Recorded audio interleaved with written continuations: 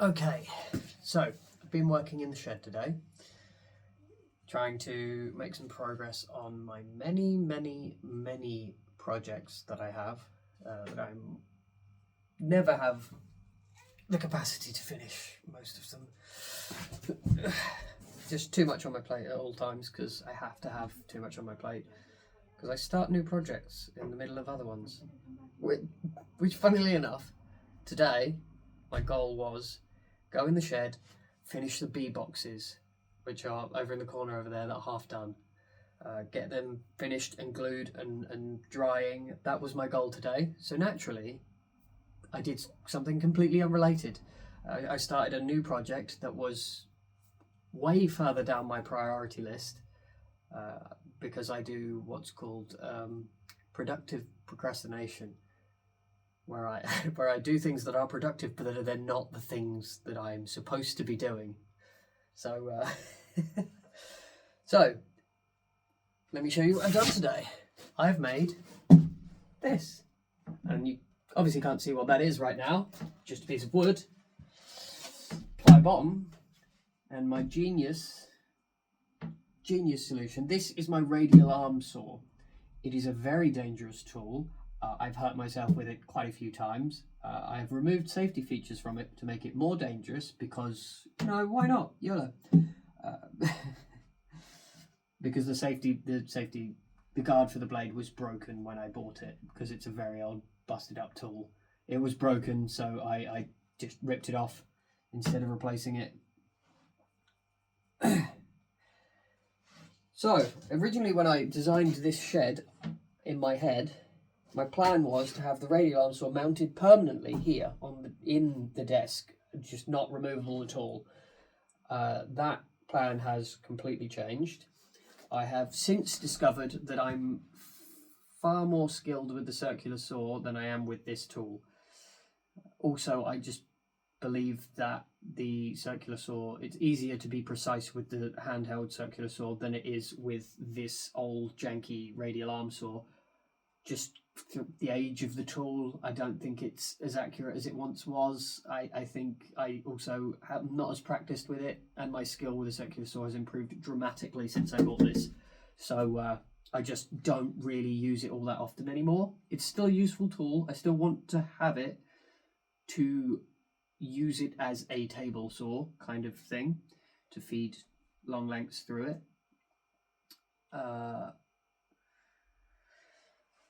But obviously, I need to fix it in place to the desk. It needs to be sturdy for me to safely feed things through it. And I don't want to screw into the desk again and again and again and make more and more holes in it. I want to avoid that. Clamping it down is an option, but it's not as convenient as my plan. I've got a runner here, and a runner here. Don't have one here. That is so my genius can function. This is my brilliant plan. See that? This fits perfectly in this gap, and this sits just in front of here, nice and tight. And then it goes down, and the end runner sits against the end of the table, like so. And then I can stand here. Well, I can be stood right in front of the camera here, but I can stand here. I can feed wood through it. It's not gonna slide along the desk if there's a lot of resistance. It's not gonna twist and turn as I'm trying to cut things. It's solidly in place. So now I can just pick it up, put it away. When I want to use it, slap it on the desk, plug it in, and it is ready to go immediately.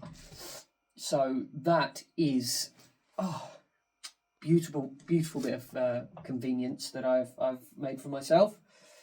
Because if something is a pain to get set up, I'm a lot more likely to bodge things and not use. I'm a lot more likely to use a different tool that's easier to get to than pull out something that's harder to set up. So to make this as easy to use as possible, I've done this, and I'm very happy with it. I'm also very happy that I have managed to finish something. I've started a project and finished the project in one afternoon, one evening. So I'm very happy about that I didn't get distracted and go off and start doing something else halfway through, which is what I normally do. So, although this was the distraction, I guess, because I was supposed to be doing those, finishing those off. But it's fine. This is something I've been meaning to do for a while. It's just not been high on the priority list. And now it's done. So now I need to figure somewhere that I can keep this that doesn't defeat the purpose of it being easy to use. I don't want to store it. It was down under the desk behind the Hoover bin and stuff, and it was a pain to get out. So that kind of defeats the purpose of it being nice, easy to use. Just pick it up and put it on there. So yeah, very, very happy with this. I think I'm going to do something very similar with my thicknesser, which is just down there on the floor. My big DeWalt thicknesser. I think I'm going to put a sheet of ply on the bottom of that with a couple of runners and stuff in it, just so that I can use it in the same way. Just pick it up, slap it on the desk, and then it'd be fixed in place. Because at the moment I clamp it down, because like I said, I don't want to screw into this desk over and over and ruin it. I want it to live as long as possible. So yeah, build something similar like this with runners and an end bit, so it can sit there and lock in place. Maybe a single clamp to stop it sliding that way, because it does vibrate a lot. But yeah, I was using it today for something else, and it was vibrating, and it luckily I noticed before it vibrated off the table, but it started to move, the thicknesser started to vibrate itself off the desk, which would not be ideal. That is a very expensive tool. I don't want it to clatter onto concrete whilst it's running, and probably tear my sockets out of the ceiling. So yeah, gonna repeat this process at some point and make that safer. Yeah, that's the update from the shed. Doing well, quite pleased with myself. Now it's back to waiting for all this to dry so I can build more bee stuff, bee boxes. Because at the moment it's sopping wet.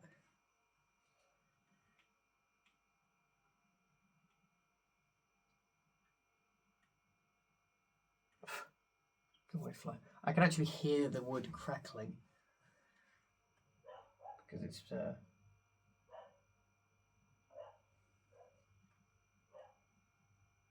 I can hear it cracking. That's probably not ideal, but I am drying it very, very quickly. I've had the dehumidifier on constantly, and I've had a fan sat here pointed directly at it to blow through and take the moisture away. So it's going to split. That's the price. That's the price of drying it quickly. But I want it dried quickly so I can use whatever doesn't split and have it, because obviously wood shrinks as it dries. So I need to dry it as much as possible before I make it into something, because I want the thing I make to stay the size that I make it. Which it won't, because I'm trying to do a year's worth of drying in 2 weeks. So yeah, the price of that is split wood. But it's fine. I know that's going to happen. I accept it. That's okay. But yeah, that's the shed update. That's what's going on with me.